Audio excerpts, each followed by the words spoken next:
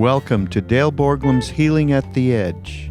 We are very happy to share with you Dale's profound insight and open heart. Please go to BeHereNowNetwork.com/Dale to support this podcast. What I'd like to talk about is Tantra and emotions. Tantra is the stage of spiritual practice that comes after opening the heart. We develop concentration and mindfulness. We become present. We become present enough that the heart begins to open. And when the heart opens enough through devotion and compassion and loving kindness, the spacious nature of the heart begins to diminish our fixation on our separateness. And what then becomes revealed is the sacred nature of everything. Not only what we conceptualize as God, but all experience. In the Hindu view of Tantra, it's all the Divine Mother. Sometimes she has a wrathful face. Sometimes she has a tender and supportive face. But for many of us, the qualities or the content that arises that makes it difficult to remain in this state of tantric awareness, if you will, are difficult emotions. It's even the way we've been talking about our practice so far. I've been saying that, for instance, fear is the enemy of being grounded, and guilt and shame are the enemy of being centered, and grief is the enemy of having an open heart. And it's really easy then to take an implication here that I was not careful enough to avoid, that things like anger, fear, shame, guilt are bad emotions that we need to fix so that we can get to a more open-hearted, stable place. And certainly to the extent that we are lost in those emotions, they make it difficult, if not impossible, to be resting in spaciousness. But from a tantric viewpoint, all emotion, all experience is sacred. All experience is part of the divine unfolding. I was happy to come across a talk by a woman named Carla McLean. Maybe some of you have heard of her. Her first name is Carla with a K, and her last name is McLaren. Carla McLaren. Her last name is MC capital Laren. She's based in Berkeley, as is half of the universe, apparently. And, right, Maureen? And anyway, what she says is what I've been saying, but she says it in, I think, a slightly more accessible Western way. And she really has no idea she's talking about Tantra. In fact, she says religions don't believe what I'm saying here, that religions see emotions as problematic. In fact, in Catholicism, there are the 7 deadly sins. 5 of them are emotions, and 1 is an eating disorder. So what Carla is saying, and what I've been saying not quite so clearly, is that all emotions are helping us to understand what it is that's going on and give meaning to experience. They are here to support us.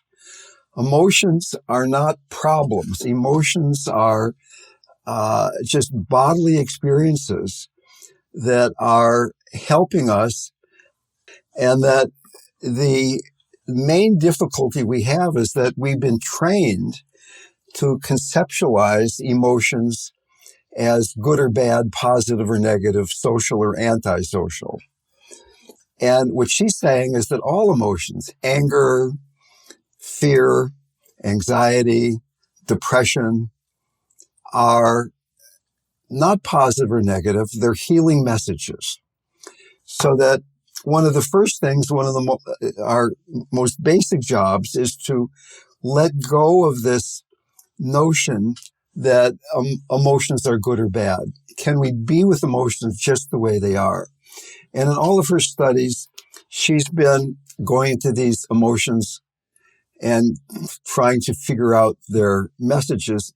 Anxiety helps us to plan for the future.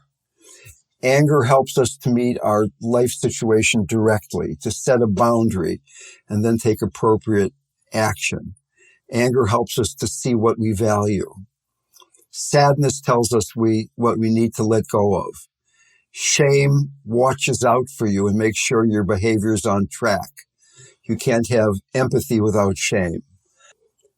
Even depression, situational depression, she's not talking about chronic depression here, but situational depression is forcing us to stop. It's pulling energy back. So you can't really do anything. You need to sit still for a while, maybe lie in bed for a while and really look at what's going on. And that's often very hard to do because the human impulse is to keep moving forward, to be getting there. And depression says, no, it's not time to do that. It's time to stop and look. Even in meditation, we've been trained that if we have a negative emotion, we should breathe into it and transmute it into something better.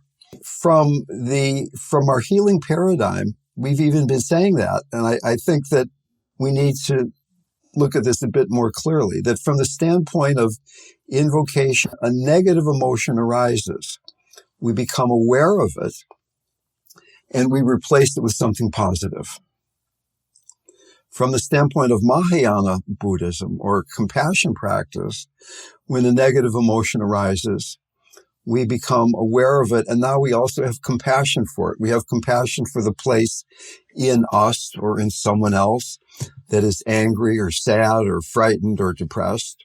But in Tantra, when a negative emotion, quote, a negative emotion arises, we see that we're perceiving it as negative, and we just transmute it into its analog. It's fine just the way it is.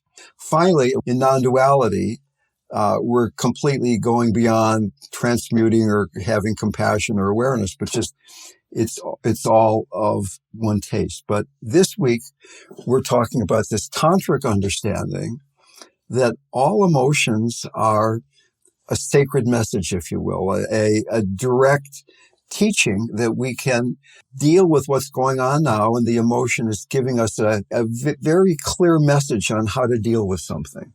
So Carla says that there are 4 emotional families. There's the sadness family, the anger family,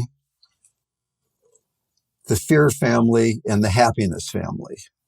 And of each of these, of course, have all kinds of granularity. There are hundreds, if not thousands, of flavors of sadness, of anger, of fear, of happiness.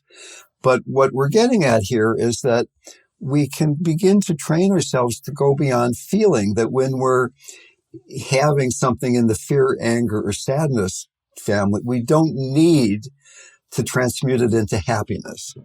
And she even said this thing that I thought was quite remarkable, that she said she was going through her day one day, and she felt that she needed to let go of something.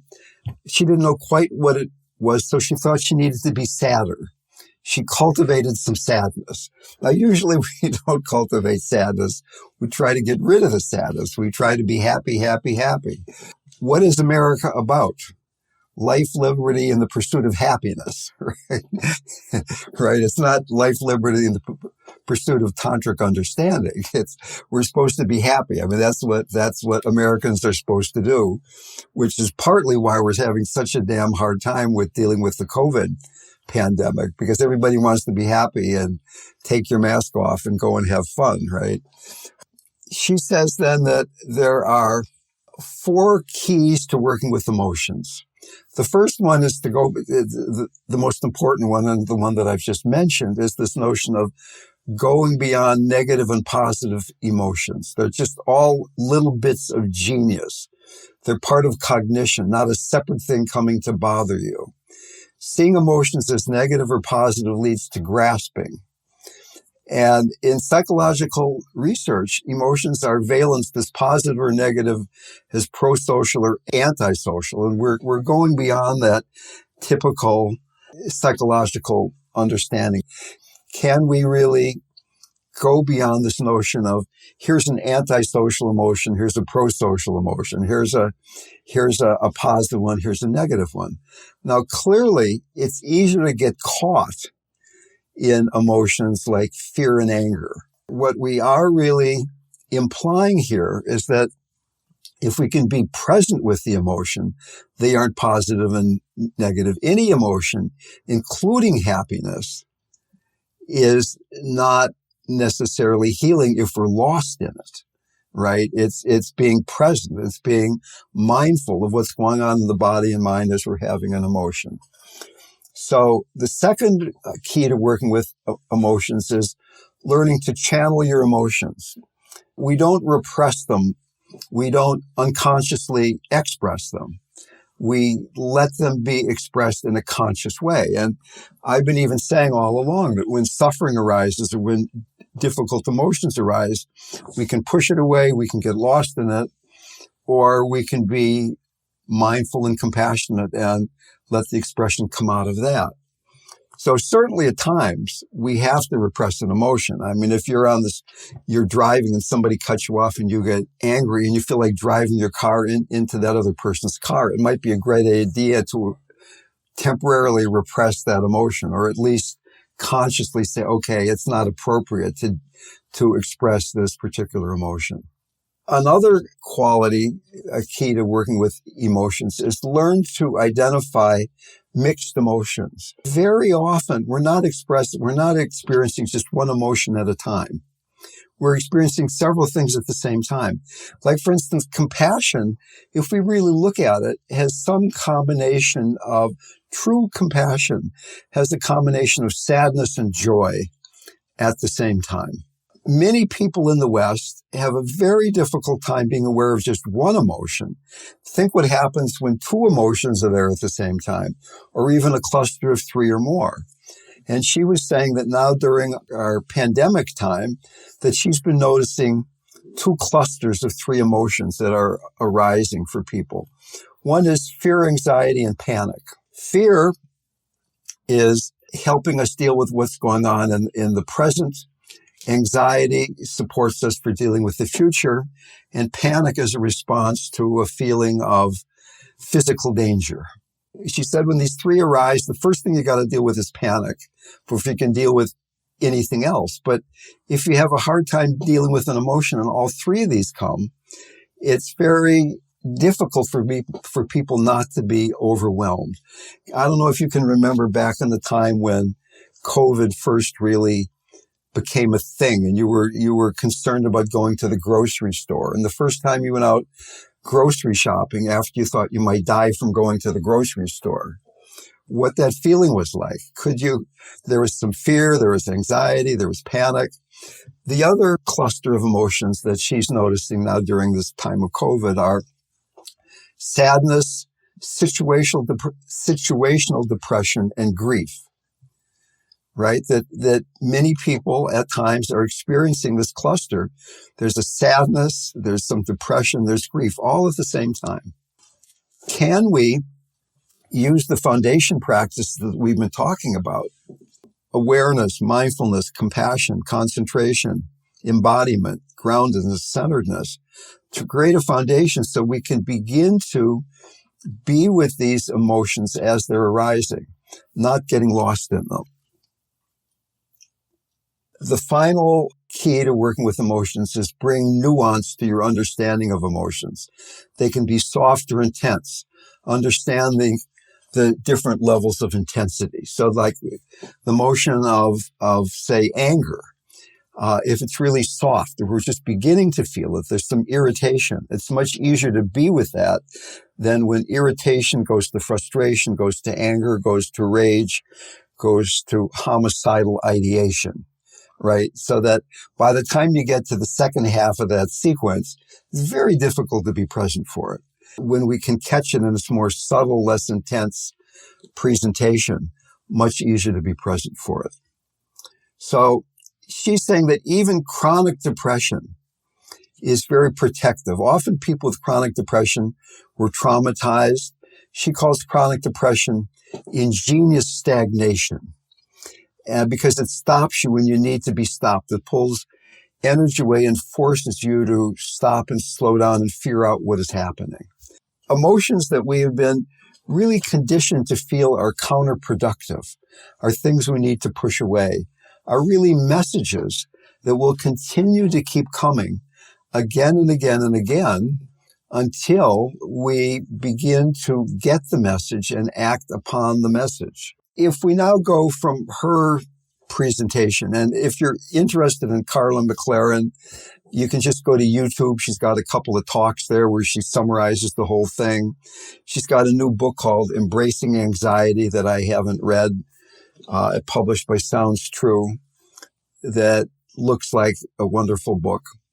But if we go now from Carla to just Tantra in general, what we're really doing is exchanging fixations with the content of our experience that cause the suffering to more subtle fixations with what could be called the relative deity, right? In other words, we're stuck in emotions, we're stuck in perceptions, we're stuck in concepts.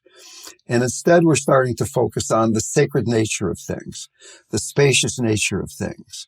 It's still a fixation. It's still, there's an I who's doing this. It's not non-duality yet. It's not wholeness yet. But we're going from being caught in stuff and having to have compassion for it to realizing that these things we've been caught in are faces of God. They're all faces of the mother in a certain way.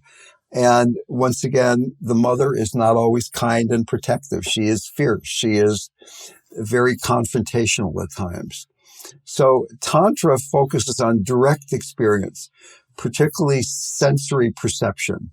There's an emphasis on the body. What is really going on right now?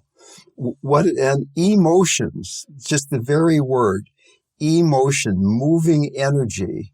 Emotions are experienced in the body.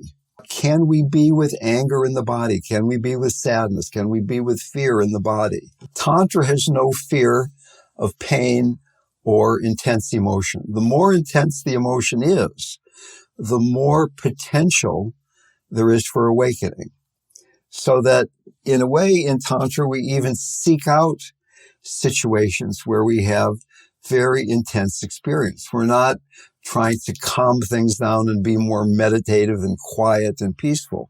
We've done that already. We've learned to train ourselves when we need to have equanimity, to have a quiet mind. Now we're using that foundation to move into the possibility of this direct, juicy relationship with whatever it is that's arising. It's kind of like saying to God, bring it all on. Let's have this very intimate, direct, juicy relationship with experience and reality. Are we relating to our experience from a sense of poverty, of inadequacy, or this more tantric sense of fullness and romance? We're having this juicy romantic relationship with experience, that it's all the beloved. The beloved can only be everything. Then beyond that, can we even begin to, as we're working with particularly emotions, go beyond just this obvious, here I'm feeling some anxiety, here I'm feeling some sadness, to use working with the surface at times to plunge below the surface. What are the deeper sensations? What is the underlying woundedness that I've been avoiding or conceptualizing or keeping at a workable distance all of my life as a way of not touching the deepest fear? Can we, through this tantric path, begin to work with the more surface emotion, and at times use that then to dive into what are our deeper sensations, what's going on way deep underneath the surface, and even being aware of how we're resisting embodying these deeper emotions and sensations.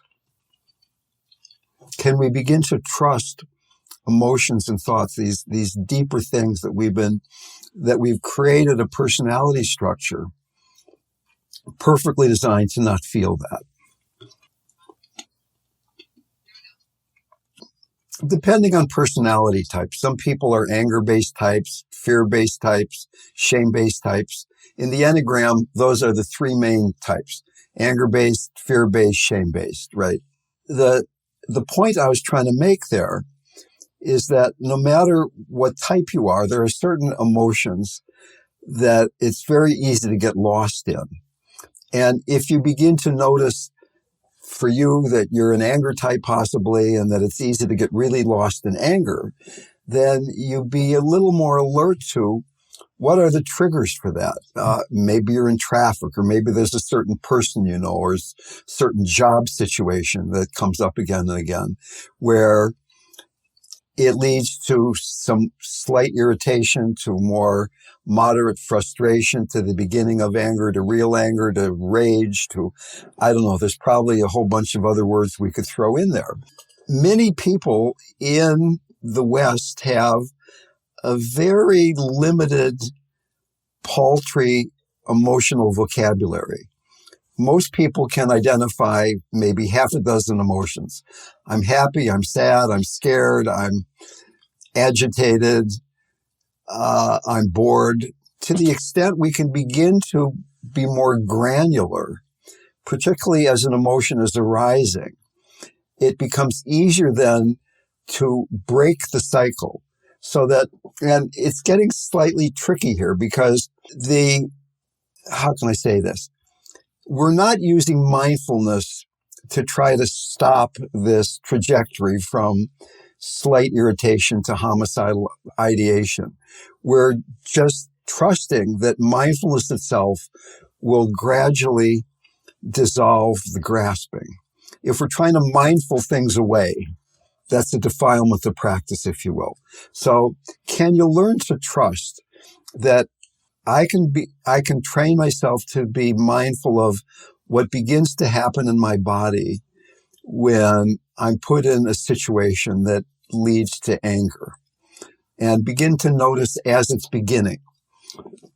Maybe you're somebody that is nervous about speaking in public and you have to be giving a verbal presentation. These days it's just Zoom. Paula was talking about how she has these big Zoom meetings, and as she's been practicing these meditations, that it's really changed her relationship with what she would feel as she was getting ready to do the Zoom presentation and as it began. Any emotion that you might define or you might notice as the one that's getting you in trouble, just keep your eyes out for it. Can you begin to notice the signals in your body where it's just beginning? And particularly looking for times when you think it's likely to happen. Maybe you're somebody who becomes angry. So maybe what you want to do is you turn on the news when you know the 5 o'clock news is coming on. They're going to start talking about politics. Or maybe you go to a conservative website, right? And you go to Real Clear Politics. You go to the American Conservative, or you go to Breitbart News. And you start reading these people saying these things that you completely disagree with. Or maybe you're a Republican. You go to CNN, or you go to Huffington Post or something. It doesn't matter what your politics are. You go someplace where what people are saying really bothers you, and you notice what's happening in your body. It's easier when there's just a screen there, not another human being, right? Or maybe on the other hand, you're a fear-based person and you watch horror movies. You know, like the demon is coming. The demon's going to get you. And you end up noticing fear. Fear is, for most of us, the hardest one. It's underneath all the other stuff in a way. I have a group, I won't mention which one it is, but I have a group that has 2 older women who are widows. And they've been widows for maybe 10 years, and they've been depressed ever since their husbands died. They've had a remarkably unsuccessful time trying to be aware of depression. Depression is, in a way, in my experience as a meditation teacher, probably the most difficult emotion, if it even is an emotion, of which to be aware. Because it's kind of vague. It's more like a fog, or maybe like a blanket, than it is like a clear, there's anger, there's fear, there's sadness. Situational depression, chronic depression, 2 very different things. And I think situational depression, I mean, right now, I think it's quite reasonable to be depressed by what's happening to our country, what's happening to the world, what's happening to people of of color, what's happening to people who are of tenuous economic means. There's all kinds of things to be depressed about. It does take that foundation of mindfulness to be able to not project, to what does it feel like in my body? What does it feel like in my mind as I'm having an emotion? Letting go of the projection, or getting it before the projection, getting it before, focusing on the trigger. Like if it's anger, we tend to, or fear, we're almost always fixated on the trigger. I'm afraid of that. I'm angry about him or her or that situation. As I said before, Tantra has a lot to do with direct perception in the body. The body is a microcosm for the whole universe, if you will. And train ourselves again and again to be with what it feels like to be angry, to be depressed, to be scared.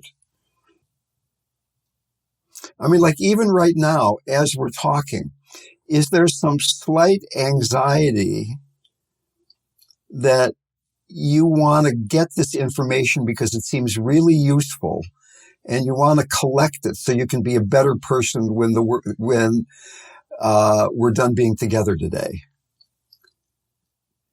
And I think for a lot of people, that's true.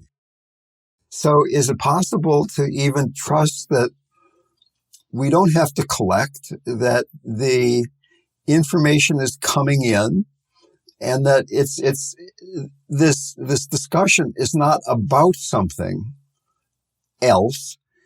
It is it. Right now, we're working with our anxiety. We're working with our frustration. We're working with our anger in our bodies rather than collecting information so we can do it later. So then that's the thing I was saying before about diving a bit deeper. The sense that we're collecting something for the future is really based on a sense of inadequacy. That if we do it right now, that it won't just proceed into the future, that it'll just happen naturally, that we're embodying it, we're becoming it, if you will. So how much can we trust that being together and our mutual support and our mutual love is such that we don't have to collect anything. We don't have to understand anything. We're connecting with self, with other, with God, the point, the horizontal, the vertical. We're connecting in that way so that there is a sense of fullness and wholeness. That's what Tantra is about. It's going beyond any sense of poverty or anxiety, that we're not practicing out of any sense of poverty to get somewhere, to a better place. There is not a better place. And that's the whole point of emotions aren't positive and negative. Emotions are just emotions. They're just moving energy. Again and again, it's about trusting, bringing practice into the moment rather than some global thing that we're going to apply to our lives. No, it's each moment. I mean, like right now, there's probably, for each person in this room, myself certainly included, there is some subtle background feeling of anxiety, some subtle background feeling of grief, some background feeling of slight frustration. That's kind of the nature of being in the body. I've got this older body and I've got these earphones on and I'm making a recording and I'm trying to pay attention to everybody and be loving at the same time. And all these things are going on. There's like a sort of background sense of anxiety that I'm used to living with. Oh, that's human nature. That's who Dale is. But can I really begin to feel that? Can I let that be a message of I can settle into the moment at a deeper level? That Thomas Merton quote where he says, "Love and prayer are learned in the hour when prayer becomes impossible and the heart turns to stone." We think about a quote like that when things are really, really, really difficult. Like right now, do you have a little anxiety, a little grief, a little frustration? Can the heart break open even to that? Can there be a tantric relationship with even that? Can that be the mother? Can that be embraced? Can we go back to that Ram Prasad Sen poem where he talks about devouring the mother? It's all the mother. Are we being devoured because we're lost, we're grasping, we're caught in experience? Or are we devouring? We're consuming life whole, moment to moment to moment. I just love that image of devouring life, of devouring the mother moment to moment rather than being devoured. When any emotion arises, one can repress it. And we don't only repress negative emotions. We also repress positive emotions. Being too loving, being too open, being too happy is in a way just as difficult as being too sad or being too angry.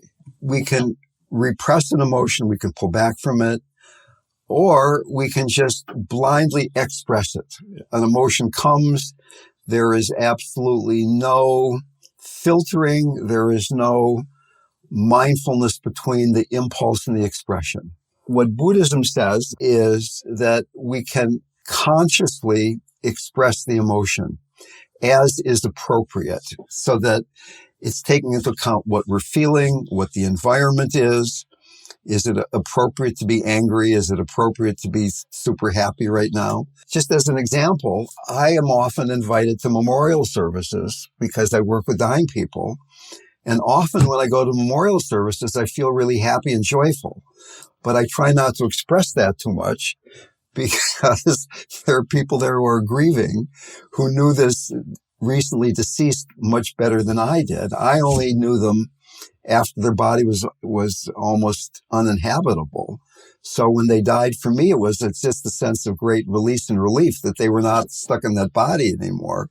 Whereas the spouse of the person or the child of the person is missing their beloved relative. So I try to not express my joy at the memorial service too much. The examples I've used in the past were when my brother David, who lived in Alameda near Oakland, California, he was given his diagnosis of terminal pancreatic cancer by his Kaiser oncologist in an after-hours email. He was sent an email saying, "You have pancreatic cancer. It's in your blood. There's nothing we can do. We're putting you on palliative care." And he called me up desperately saying, "Does this mean I'm dying?" The doctor, who was having to tell my brother David that there was nothing he could do, is a very painful possibility for the doctor. He decided, well, the way to do this is to push away my feelings, just send the email, and then I'm going to go home and have dinner. Example number 2, somebody's really codependent. They see somebody else suffering. They say, "Oh my God, that must be horrible. Let me help you. I feel this as much as you do. This is terrible." And they're as much caught up in the suffering as you are. So in neither of those cases is somebody clearly channeling an emotion. They're lost in an emotion. They're either pushing it away, repressing it, or they're getting completely lost in it. There is a third possibility, not pushing away, not getting caught, but opening with mindfulness and compassion. And then eventually going into this tantric stage that we've been talking about today. To get to the point where any emotion leads to joy and openness is often a very gradual process that takes work, quote unquote. That, yes, so that any emotion is a gateway to what's underneath it, which is the gateway to what's underneath that, which is the gateway. And you keep going in until finally you get to fear, and then you get to fear of death, and then you get to wholeness, right? So suppose you're feeling a bit irritated and you really pay attention to that irritation in your body. You're not expressing or suppressing or just being with it. Maybe you express it consciously, but your main focus is on what does it feel like now to be irritated? And you'll notice that underneath that is another deeper feeling, that maybe you're irritated because somebody's avoiding you, and you're noticing a feeling of abandonment. And you pay attention to that for a while, maybe over the course of days or weeks even. And underneath that is the feeling of fear that you're always going to be alone. And you pay attention to that. And underneath that is the fear of dying. And underneath that is the fear of wholeness. I find it very difficult to go right from some irritation in traffic to total wholeness. I mean, I'm getting better at that. So that what we're saying here maybe we haven't been saying it clearly enough, is there's this practice they call the tantric 3-step. It's a dance. There's the country 2-step. Here's the tantric 3-step. The first step is, can I be aware of what I'm feeling? I'm not lost in the emotion. I'm not suppressing it. I'm not getting caught in it. I'm aware of it. I'm mindful of the feeling. I'm letting go of the concept. I'm letting go of the trigger. I'm letting go of the story. I'm just nakedly, directly with that feeling. And right there, that's the hard thing to do for a lot of people. And particularly, we learn to be with an emotion, physically, embody it. And then the next step is, can we have compassion? Can we not just be aware of it, but can we have loving awareness? Can we open our heart to the place where I've been having this emotion? So those are the first 2 steps of the tantric 3-step. And then the third step is, okay, even this is sacred. It's not positive or negative. It's just the face of the beloved. Now, sometimes if the emotion is not too particularly sticky, I can do that whole thing in just a second. I go right from the emotion to, it just takes me right into complete openness. But a lot of times there's a process depending on how stuck I am in that particular emotion. In all of my spiritual seeking, I can say that there are only maybe a dozen people I've met who aren't stuck in emotions, who are completely free. We really have to admit where we are. We have to have compassion that we're still caught. We'll do a meditation where we'll play with this possibility of having an emotion and using that as the entree to going directly into wholeness, or at least into the tantric state, maybe not quite wholeness, but where you're seeing that as the beloved, as the face of the beloved, that whatever emotion arises, it's a pure expression of your being. It's not a problem. It's not something God has sent to punish you.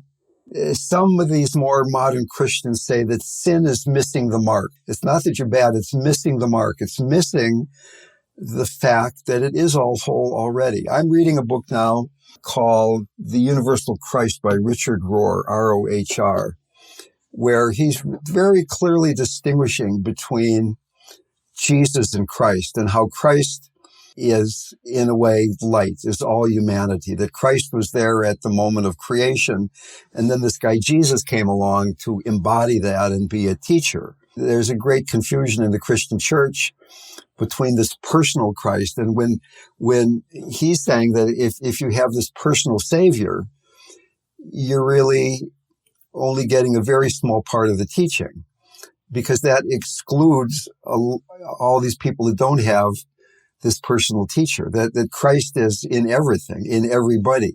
It's just there all the time. It's consciousness. It's true nature. Begin, please, by invoking that which does not change nor die, was never born.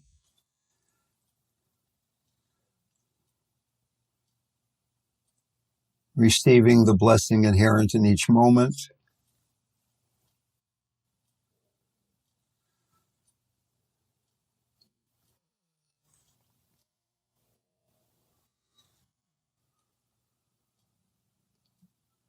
So that your body-mind can more and more trust. We don't need to practice from a sense of poverty or inadequacy, but fullness.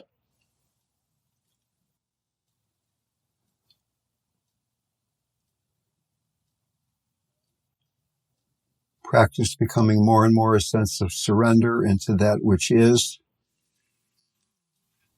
rather than an attempt to create or change or fix or understand.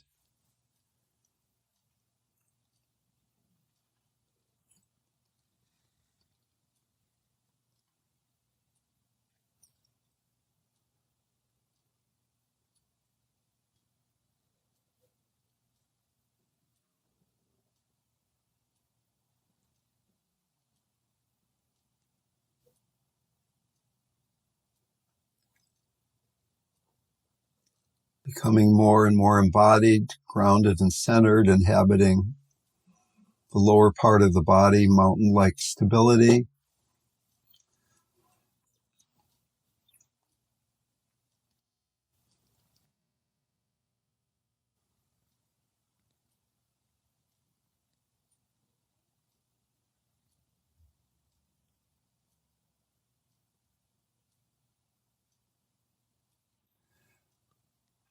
not only being with thoughts and breath and fleeting sensation in the body, but are there emotions that are coloring our moment-to-moment experience? Can you be aware at times of the underlying emotional state without having to categorize it as positive or negative?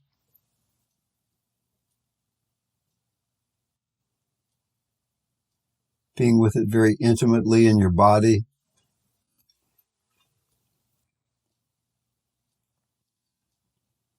without having to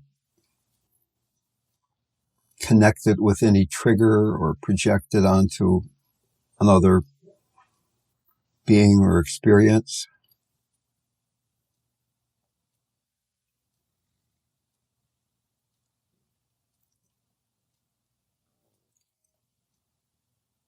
Whatever arising thought, sensation, emotion is the perfect healing message for this next step on the path to realizing our inherent wholeness.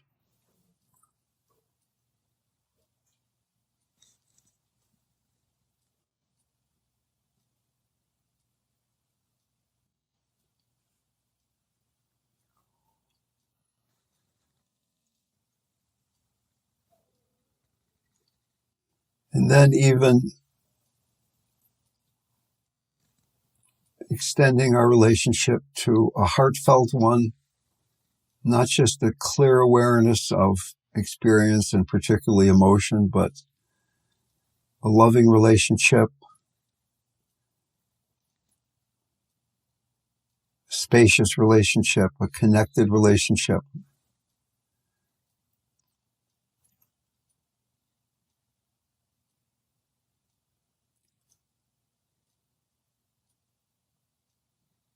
Letting the brokenness of the heart meet the arising, no matter what the content.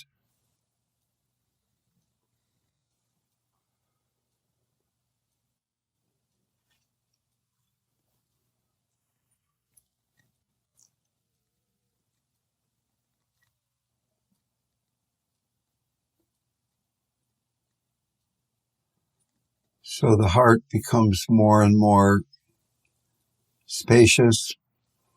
We become aware of its boundless nature,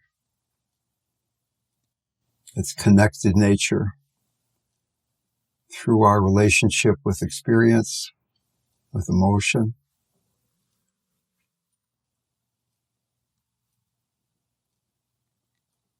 Each experience arising in the vast, merciful sky of heart and then passing away.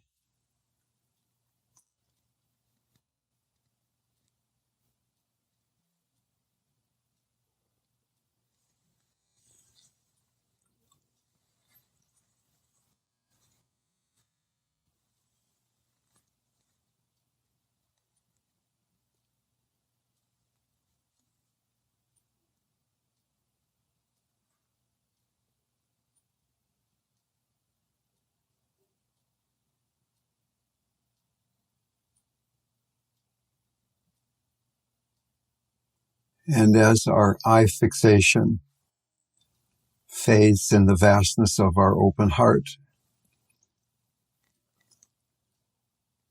the inherently sacred nature of each arising is more and more revealed.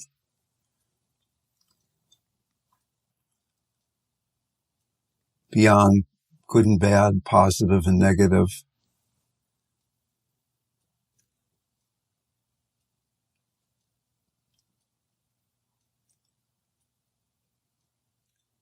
Receiving experience unfiltered.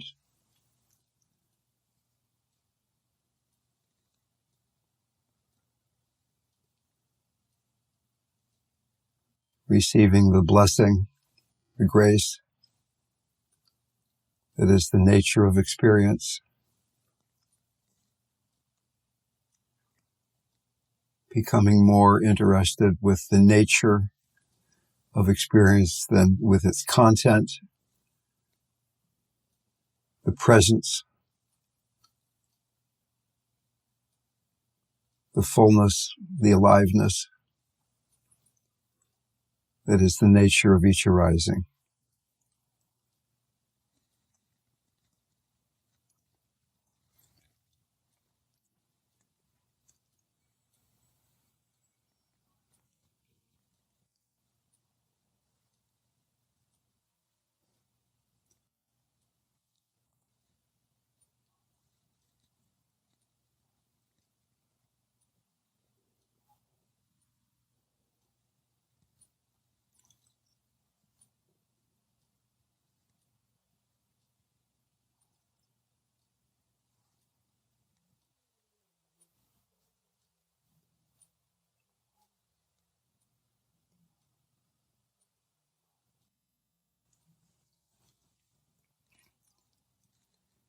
Being with the yearning but not formulating it.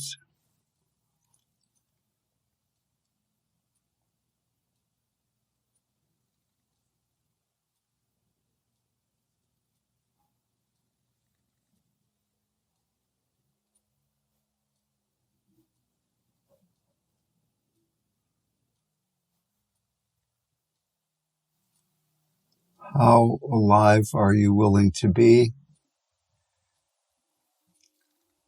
How deeply are you willing to be touched?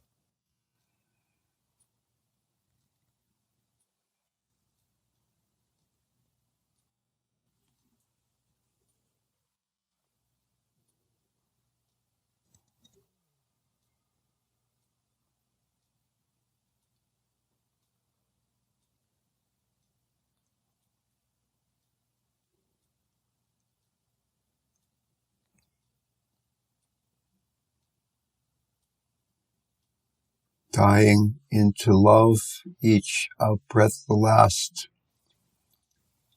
each in-breath the first.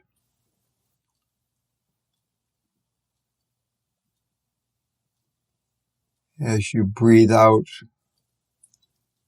let your energy expand in all directions infinitely, coming back to your heart with the next in-breath, and then letting go in all directions.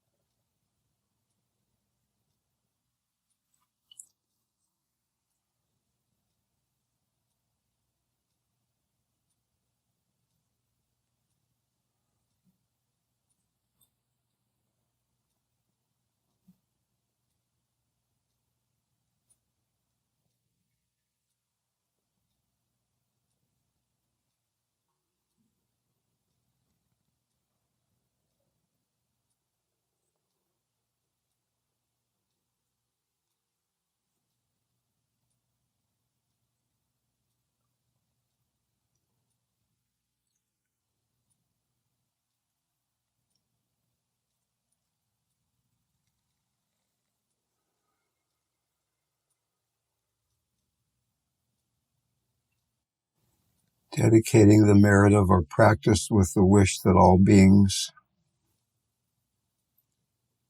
might find the intrinsically pure nature of their hearts and be able to rest there, that all beings might be free from suffering,